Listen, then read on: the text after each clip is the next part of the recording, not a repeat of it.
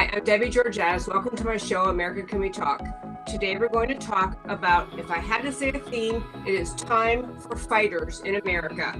So, Benjamin Netanyahu wins, Trump beats the press corps hyenas, Candace Owens schools Congress, you're going to love her, and Attorney General Barr revs up, and Nunes fights back. Stay tuned.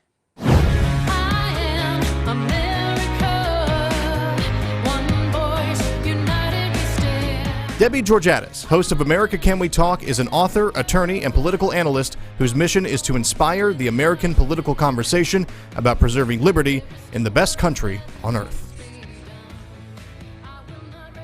And welcome again to America Can We Talk. If you watch this show every day, you might recognize I'm not in studio. We're actually in California visiting family. This is our California studio at our friend's house. So first, I want to start for today's first five to talk about two big victories really for conservatives, and in particular for Benjamin Netanyahu and for President Trump. As to Benjamin Netanyahu, he was just reelected yesterday in Israeli elections. He was newly reelected as prime minister. There was an amazing tweet that President Trump put out as a picture of a rally in Israel for the this victory that Netanyahu won. So he's going to again be prime minister. I want to just show you, look at that tweet. That is in Israel in a celebration for Netanyahu's victory. There's a person in the audience waving a Trump Make America Great sign. And so President Trump was, of course, tweeting that, pointing out that he and Benjamin Netanyahu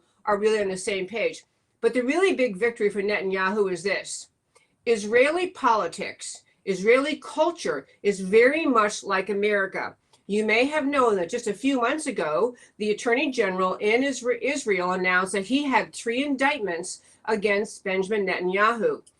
In our family, we live, we live in Texas, but in our family, we have very close connections with numerous people in Israel because of my husband's business partner, who is an Israeli citizen. So we talk politics a lot with our Israeli friends. We know people in it. In fact, I've done this show from Israel in the past.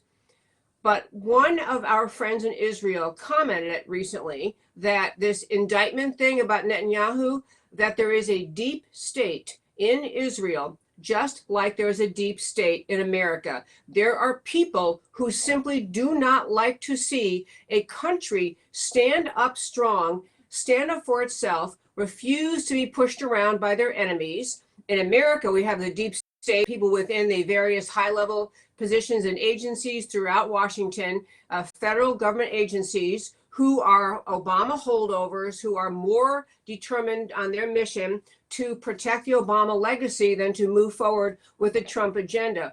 Well, Israel has the same kind of thing. Big controversy in Israel, of course, is what to do about the relentless attacks of the Palestinians, what to do about terrorism, how do you fight back, when do you fight back, do you just surrender? You have the surrender squad in Israel, and they're the ones who just don't like the fact that Netanyahu is strong. He stands up for his country. He speaks up for the Israeli people. So it's a great victory for Netanyahu and really for freedom fighters in this world that the Netanyahu, he was reelected despite this effort by the kind of like the Department of Justice here. Some analogies there to go after him. Now, they haven't dropped the charges and there may be still an investigation. There may still be a prosecution. But I'm going to guess that there's a lot of wind is out of the sails of the people who were trying to bring Netanyahu down through these indictments. So great day, great victory for freedom fighters in this world.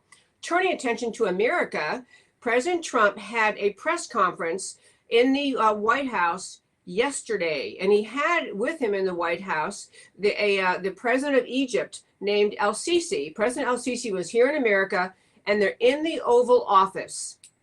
And they've had a meeting, whatever, shake hands, all things they do. But then I want to play a clip for you to show you how the media behaves toward President Trump. They have El-Sisi rather, in the White House, in the Oval Office, sitting there with the president. And they're sitting, by the fireplace, Oval Office. And the media is there. And I just want to have my extremely wonderful producer, Matt Stoker, play a little clip of what Trump has to put up with. This is just a tiny segment. I'm really playing with it for you more for how, so you can observe how the press behaves, really, than about whether or not what Trump was really talking about. But go ahead and play that clip, Matt. Homeland security, that's exactly what we want. There's no better term, there's no better name. We want Homeland security, and that's what we're going to get. Thank you all very much. Thank you. Thank you. Thank you. Thank you. Starting the separations again. Egypt buying fighter jets from Russia. How do you feel about that? Thank you very much, everyone. Thanks, guys.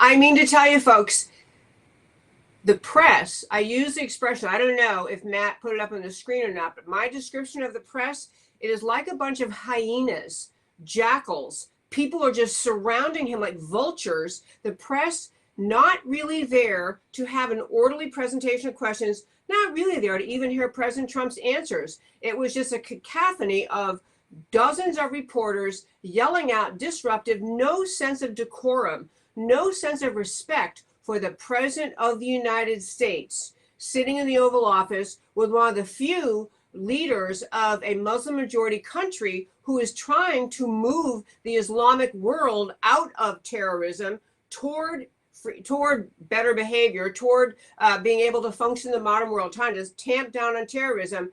That's who El-Sisi is. And he's sitting there in the Oval Office watching the press act like, seventh graders, demanding to be the first one to go out for recess or something. They were loud, disruptive, obnoxious, like hyenas. But I have to say, in this theme for today, Time for Fighters, I want to play a clip now of President Trump as he was leaving Washington today to head down to San Antonio. President Trump is in San Antonio right now, I think. He was leaving Washington this morning, and he was asked by someone basically about the Mueller report. And again, the Mueller report came back, and it was a report after, millions of dollars spent and digging into every conceivable place and location to figure out some way to hang collusion charges around Trump's neck. Collusion with Russians. Mueller report, no collusion, no obstruction. The Congress already has a summary prepared by the Attorney General, Barr, but there's going to be a release of most of the report, the actual report, next week. But Trump was asked about the Mueller report. I want to have Matt play this interaction Trump had with the media this morning, because I'm telling you, folks, there's a new spirit in Trump's tone, a new spirit. If you'd seen the whole press conference in the Oval Office yesterday, you could hear it in his tone then. You hear it today. Trump is tired of being under the cloud of suspicion when he did nothing wrong. Here's what he had to say. Well, the Mueller report's interesting. After $35 million, with 13 increased to 18 angry Democrats, people that truly hated Donald Trump, they found no collusion whatsoever with Russia. But I could have told you that, and so could most people. And so could have everybody that voted for me, which was a lot of people. So after wasting all of this money and all of this time with people that were haters, people that worked on the Hillary Clinton Foundation, people that were absolutely haters of Trump, they found no collusion. What has been found during this period of time are the illegal acts of getting this whole phony investigation started. And hopefully that's where people are going now. That's where people are going. And it's very interesting. It was an illegal investigation, Major. It was an illegal investigation. It was started illegally. Everything about it was crooked. Every single thing about it. There were dirty cops. These were bad people. You look at McCabe and Comey, and you look at Lisa and Peter Strzok. These were bad people. And this was an attempted coup. This was an attempted takedown of a president. And we beat them. We beat them. So the Mueller report, when they talk about obstruction, we fight back. And you know why we fight back? Because I knew how illegal this whole thing was. It was a scam. And what I'm most interested in excuse me. What I'm most interested in is getting started. Hopefully the Attorney General, he mentioned it yesterday, he's doing a great job getting started on going back to the origins of exactly where this all started. Because this was an illegal witch hunt, and everybody knew it, and they knew it too, and they got caught. And what they did was treason. What they did was terrible. What they did was against our Constitution and everything we stand for. So hopefully that will happen. There is a hunger for that to happen in this country like I have never seen before, including all of the millions of people that voted for me. What they did was disgraceful. There's never been anything like it in the history of our country. Thank you. Folks, I love those remarks this morning from President Trump. I'm going to make a couple points to wrap up my first 5 today. Number one, what Trump said then in his remarks this morning, he is speaking truly on behalf of 60 plus million Americans who voted for him, who have watched the past 2 years of the Mueller investigation, digging around into every potential possible association of President Trump with everyone who's ever traveled to Russia in their life, every person affiliated with President Trump, people who were involved very tangentially with his campaign, digging into the personal lives of people who were only tangentially related to the campaign, engaging in the kind of just stormtrooper tactics with how the search warrant was executed on Michael Cohen's office, the attorney for the president, at Paul Manafort's home, Roger Stone's home. This entire thing, 60 million Americans watched what was happening. They watched how the president, his first 2 years in office, were just overwhelmed by headlines, attacks, leaks, criticisms, assumptions, all sorts of just attacks on him, truly designed to prevent him from moving forward with his agenda, the agenda the American people voted for. Trump is livid. You can hear it in his tone. You heard it in those remarks. You heard it in the earlier one today. And frankly, if he were not livid, you would have to wonder why. How would anyone react to having a false accusation made against you, having every newspaper in the country assuming you're guilty, having the Department of Justice use taxpayer resources to pay for this $35 million investigation when you knew all along you hadn't done anything wrong? And that leads me to two last things in the first 5 today. This is a healthy, robust determination to demand truth on President Trump's part and to show the fighting spirit, to say we don't just, after all of this, after 2 years and $35 million and 40 FBI agents and 19 attorneys and whatever it was, 225 depositions, after all of that, and Mueller finally says, you know what, actually turns out there was nothing there, you don't just say, oh gosh, I'm so glad that's over, let's move on and talk about tax policy. This must be remedied. This must be investigated. Tomorrow on this show, I'm going to do a really deep dive into the beginning, the provenance, the genesis of this entire investigation, because the actual wrongdoing began inside the Department of Justice before President Trump even announced he was running. It was an ongoing nefarious wrongdoing inside the Department of Justice, which morphed and developed into what became the Mueller investigation. And my last point on this for today is this. People on the left still determined to find some way to remove President Trump, or at least to have an impeachment vote in the House, at least to have headlines dragged out over the next 2 years about the Mueller report really said this. They're all waiting for the Mueller report because they know that some people inside the Mueller team, Andrew Weissman being the main suspect, they know those people who are just chomping at the bit to get the full Mueller report released. They know there are little nuggets that Weissman stuck in there to give people who are still opposed to President Trump, who still want to bring him down, give those people something to chew on, something to talk about, something to bring up at hearings, something to talk about in news conferences. Weissman, I am sure as I'm sitting here, planted things in that Mueller report that the left are going to say ties not to collusion, but to obstruction. The idea that even if there was no collusion, Trump was somehow guilty of obstruction of justice. And folks, and this is my last point in this first 5, this idea that President Trump could be accused of obstruction when he didn't collude is logically and legally absurd. It makes no sense.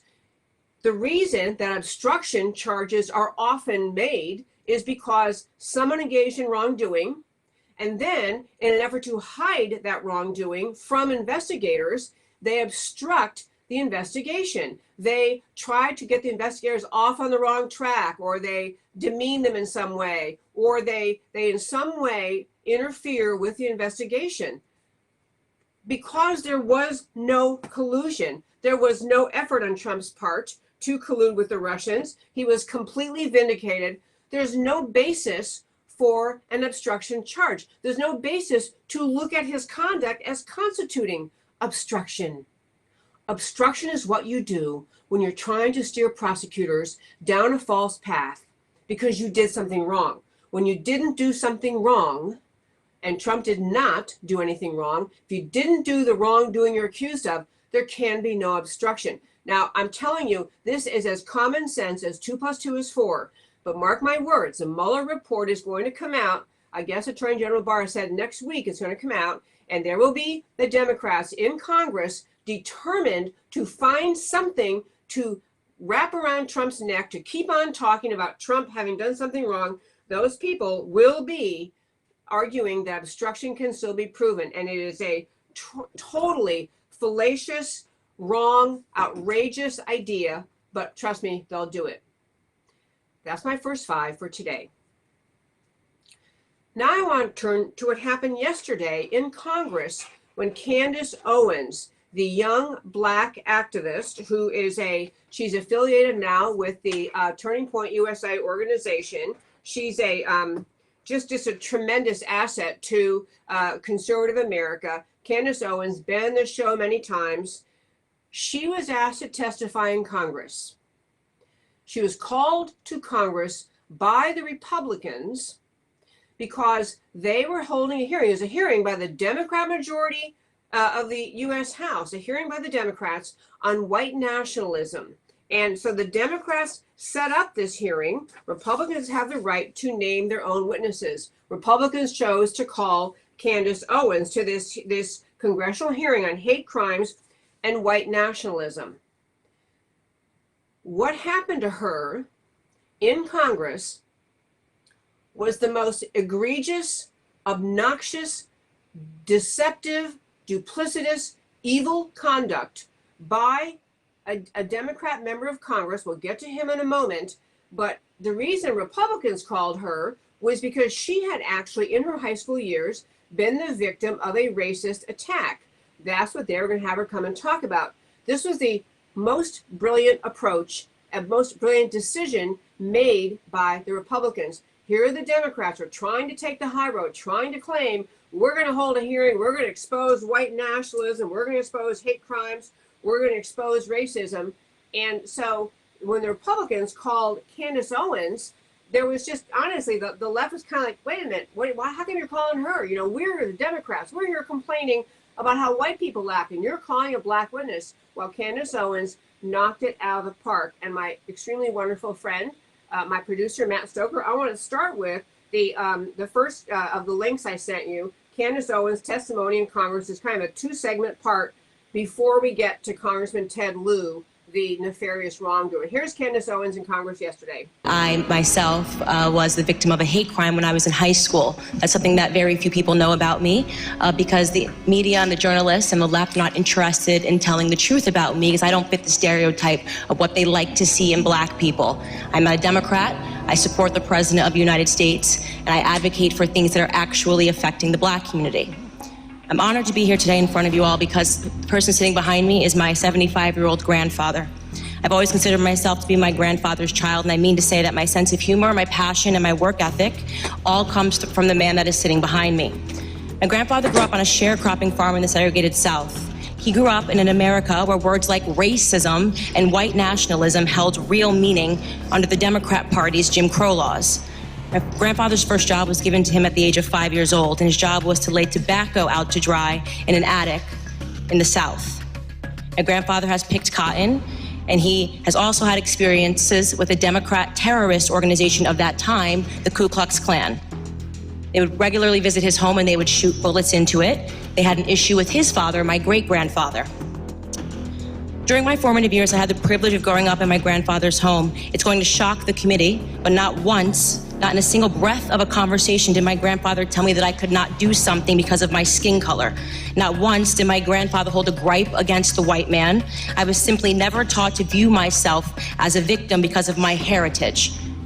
I learned about faith in God, family, and hard work. Those were the only lessons of my childhood. There isn't a single adult today that in good conscience would make the argument that America is a more racist or a more white nationalist society than it was when my grandfather was growing up. And yet we're hearing these terms sent around today because what they want to say is that brown people need to be scared, which seems to be the narrative that we hear every 4 years right ahead of a presidential election. Here are some things we never hear. 75% of the black boys in California don't meet state reading standards.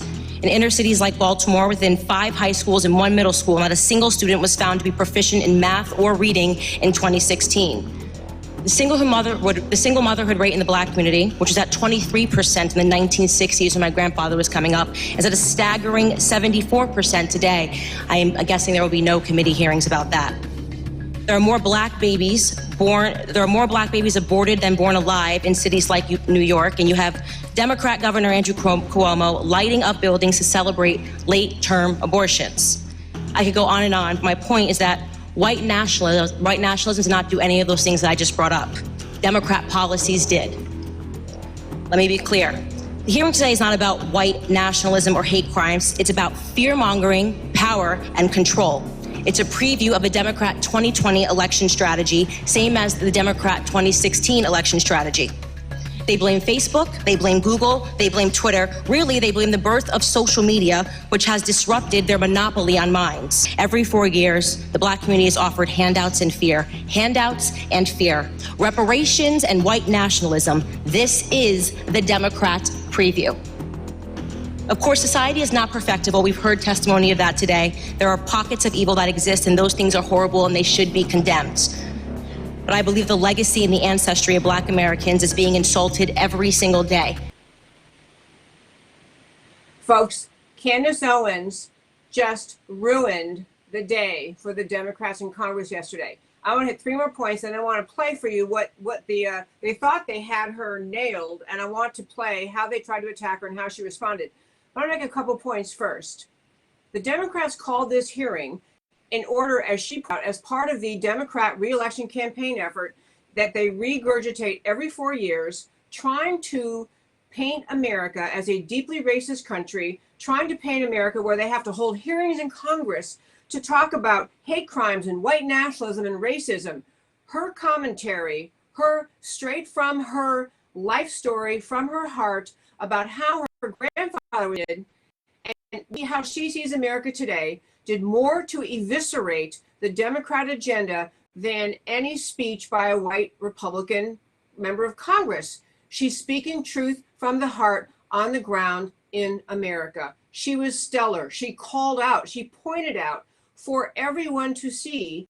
The Democrats do this every 4 years. They gin up some new reason to create fear in the black community, to spread lies about America as a deeply racist, horrible, awful country. And they do this to ensure the black vote stays safely in the Democrat side of the aisle.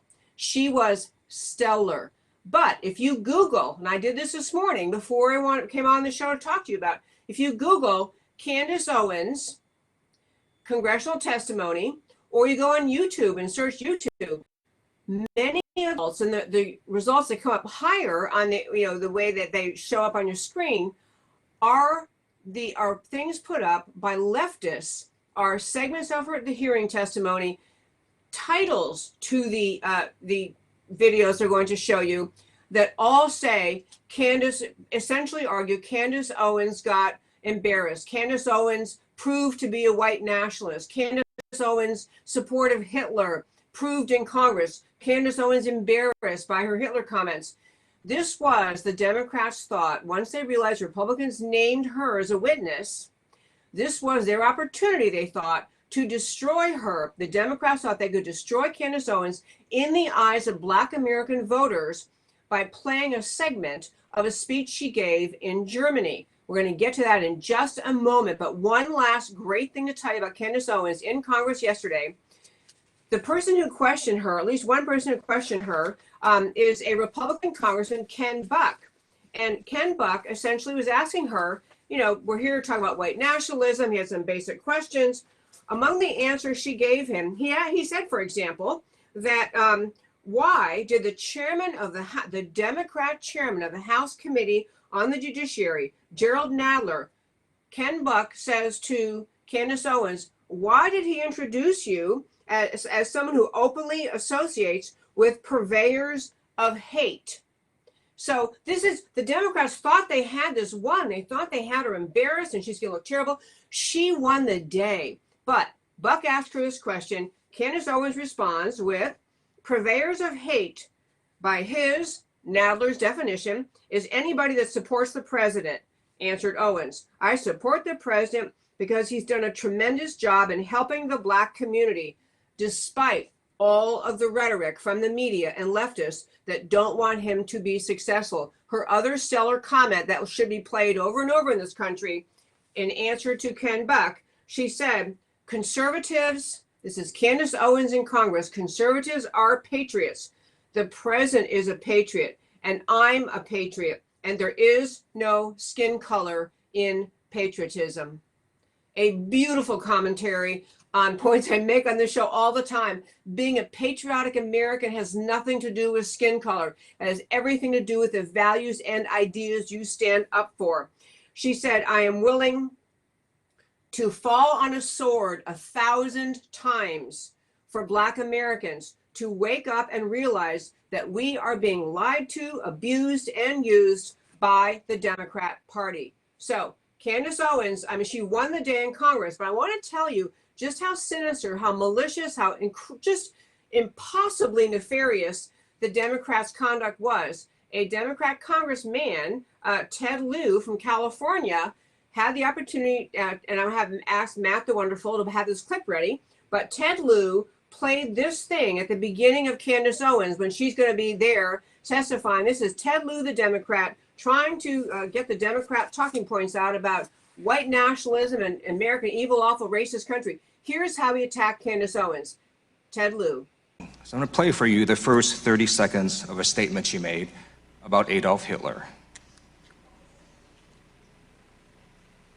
I agree. I actually don't have any problems at all with the word nationalism. I think that it gets, the definition gets poisoned by elitists that actually want globalism. Globalism is what I don't want. So look at her face. when you think about, whenever we say nationalism, the first thing people think about, at least in America, is Hitler. You know, he was a National Socialist, but if Hitler just wanted to make Germany great and have things run well, okay, fine. Problem is that he had dreams outside of Germany. He wanted to globalize. He wanted everybody to be German, everybody to be speaking German. All right, so my first question is to Ms. Hirschenoff. Ms. Owens said, quote, if Hitler just wanted to make Germany great and have things run well, okay, fine. The problem is that he had dreams outside of Germany. So when people try to legitimize Adolf Hitler, does that feed into white nationalist ideology? Okay, that's all we're going to play of him. I want you to think about this. Candace Owens gave a speech in Germany. She knows what she said. She knows what she was asked. This congressman so defamed her, so lied about her, he clipped a segment of what she said, trying to make it seem as though Candace Owens was defending Hitler. As though Candace Owens would defend the Holocaust, or Candace Owens would defend Hitler's white nationalist, his Aryan supremacist mindset.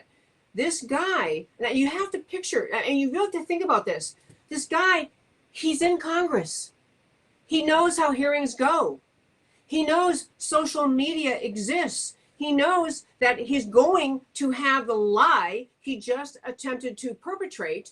He knows it's going to be exposed. It was worth it to him to get a brief segment of time where he could speak into the microphone, play a tiny segment of Candace Owens' statements in Germany, and try to portray to America that Candace Owens, a young black conservative activist, would be praising Adolf Hitler. And this tells you, number one, how desperate the Democrats are, how deceptive they are.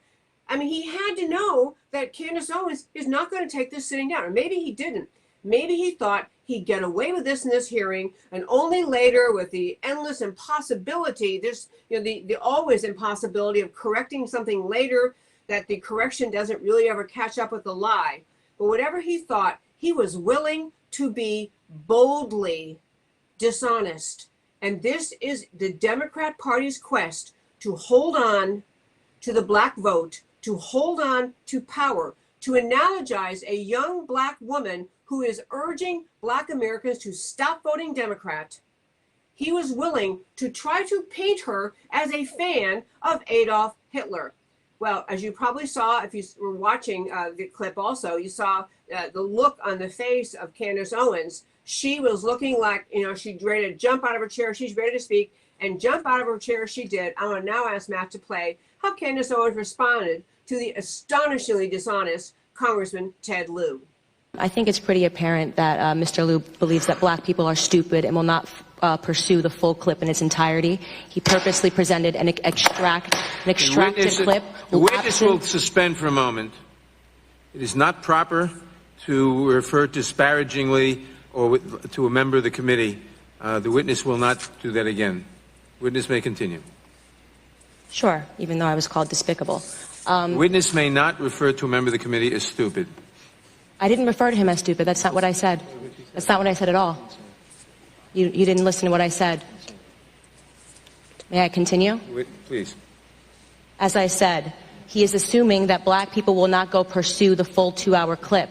And he purposefully he cut off, and you didn't hear the question that was asked of me. He's trying to present as if I was launching a defense of Hitler in Germany, when in fact, the question that was asked of me was pertaining to whether or not I believed that whether or not I believed in nationalism, and that nationalism was bad. And what I responded to was that I do not believe that we should be characterizing Hitler as a nationalist. He was a homicidal, psychopathic maniac that killed his own people. A nationalist would not kill their own people. That is exactly what I was referring to in the clip, and he purposely wanted to give you a cut-up similar to what they do to Donald Trump to create a different narrative. That was unbelievably dishonest, and he did not allow me to respond to it, which is worrisome and should tell you a lot about where people are today in terms of trying to drum up narratives. By the way, I would like to also add that I work for Prager University, which is run by an Orthodox Jew. Not a single Democrat showed up to the embassy opening in Jerusalem. I sat on a plane for 18 hours to make sure that I was there. I'm deeply offended by the insinuation of revealing that clip without the question that was asked of me. Friends, this is what it takes in America today. It takes President Trump getting right in the face of the media, as he did this morning, calling out what the Democrats did with the Mueller investigation, the witch hunt, the coup attempt, the attempt to block him from winning the presidency, and then once he won it, the attempt to bring him down through blatantly false, knowingly false accusations about a Trump-Russia collusion. It takes that level of fire and fight. It takes the same level of fire and fight you just saw in Candace Owens. To get the American people to begin to understand the depth of just evil within today's Democrat Party. They think they have the right to rule. This is why they thought it was okay to come after this massive collusion orchestrated, it appears, most experts would say, by John Brennan, by a whole bunch of other high-level Democrats. It took that determination to remove him tells the American people the mindset of the American left. They think they have the right to rule you. They do not think you have the right to choose your president.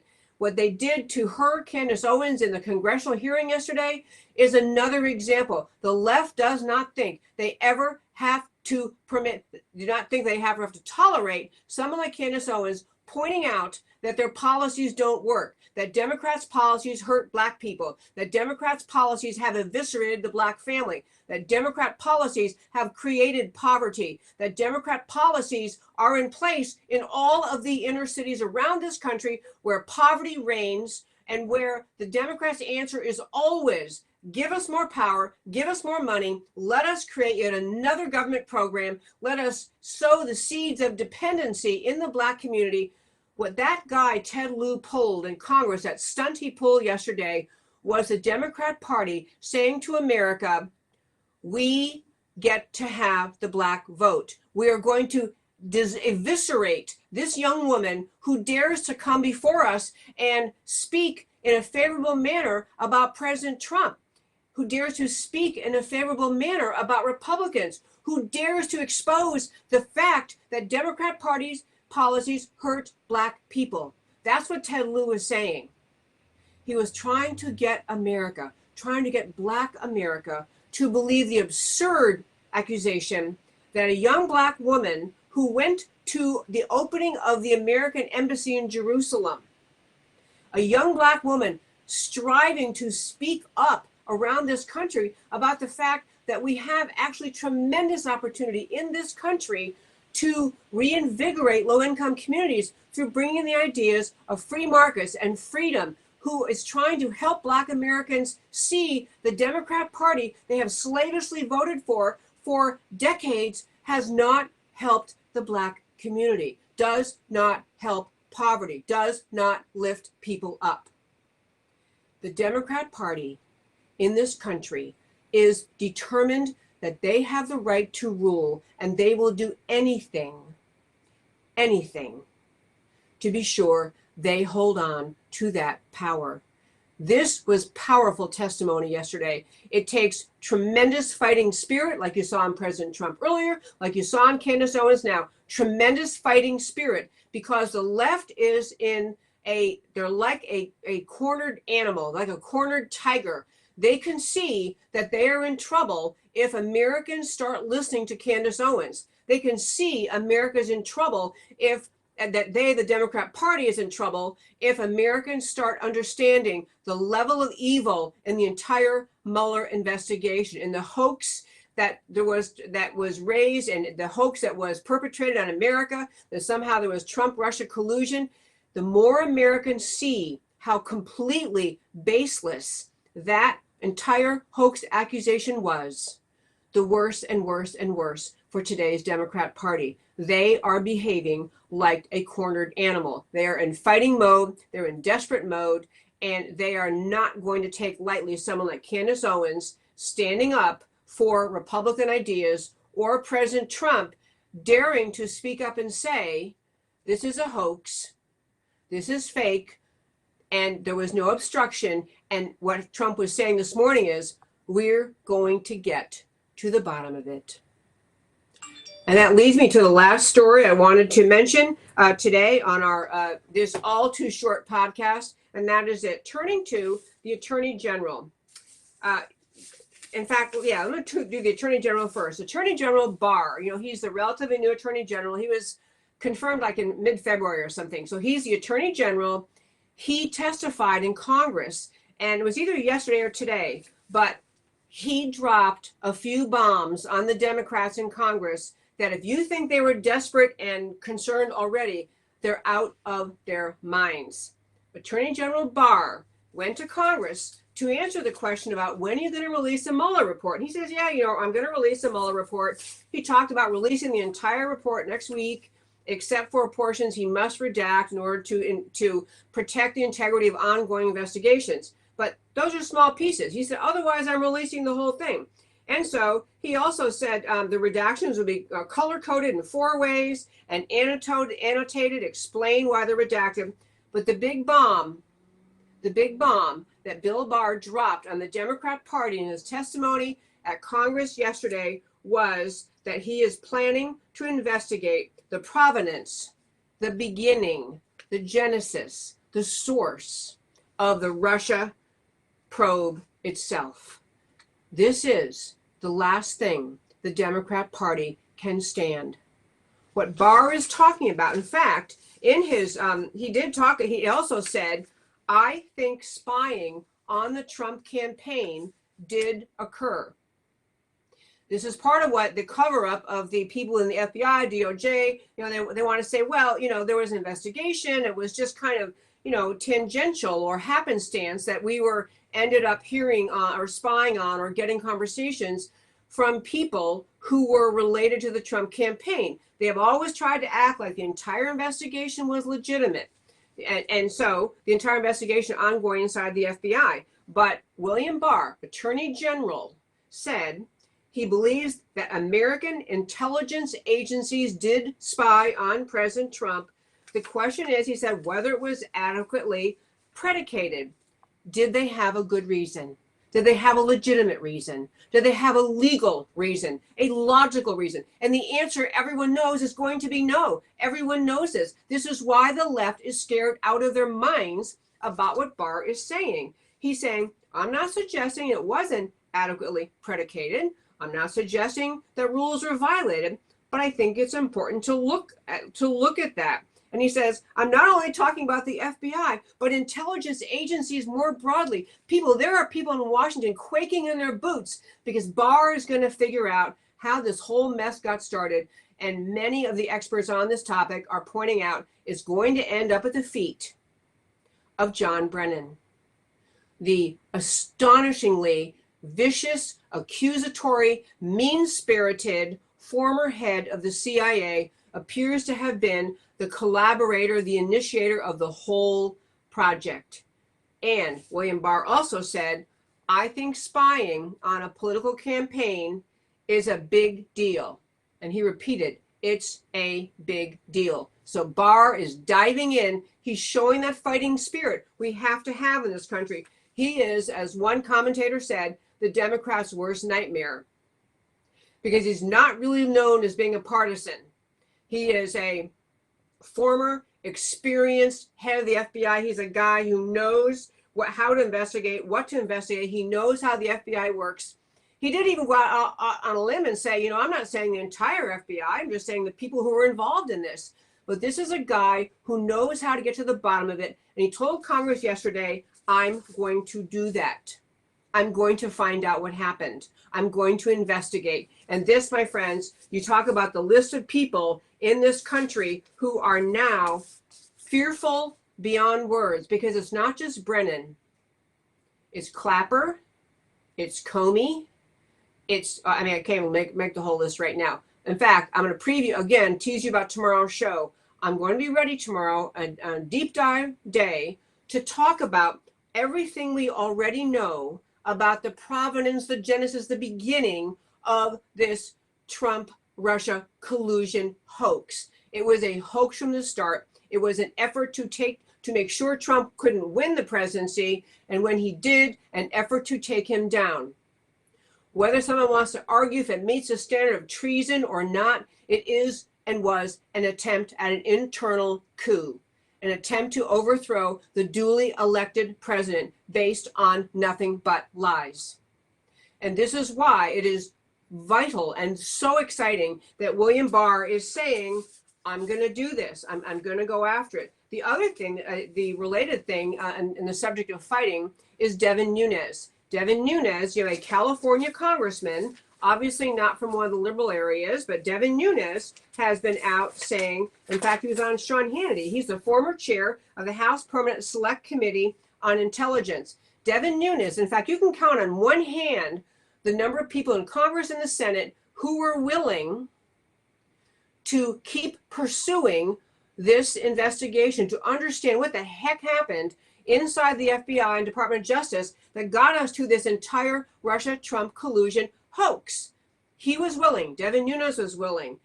A very small number of people. Mark Meadows, Jim Jordan, and Matt Gaetz from Florida. A couple maybe in the Senate. Most of the Republicans sat back. Republicans in the House and the Senate watching this unfold, not getting involved, not standing up for the president. And now Nunes, who took just mountains of grief for his tenacity, his determination to keep on digging, he is now going on the offense. He is now saying he is filing suit, has filed suit. He first sued in March. He sued for a $250 million claim, a civil lawsuit, sued alleging defamation against Twitter and one of its users, Republican consultant Liz Mayer. Now, it's really interesting because as Nunes was pressing to get to the bottom of the Trump-Russia collusion thing, a lot of people felt like, hey, that he's fair game. We can go after this guy. But he's saying, no, have none of it. I'm about out of time here, folks, but he's doing that. He's suing her. He's also suing the McClatchy News for $150 million, alleging essentially that both of them were part of the effort to silence him, to defame him, to lie about him, to assist in the cover-up of the wrongdoing inside the Department of Justice. Folks, this is called justice. It's not malicious, it's not retaliatory, it's not mean-spirited. It's called seeking truth. And tomorrow, I'll tell you much more about it. I'm Debbie Georgatos. This is America Can We Talk, Monday through Thursday, 3 p.m. Central. Come back tomorrow for a deep dive on the very beginning of the Mueller, the Russia-Trump collusion hoax. Talk to you tomorrow. Voice upon voice, like a crashing wave. Can you hear us now? America Can We Talk? Truth about America. Can you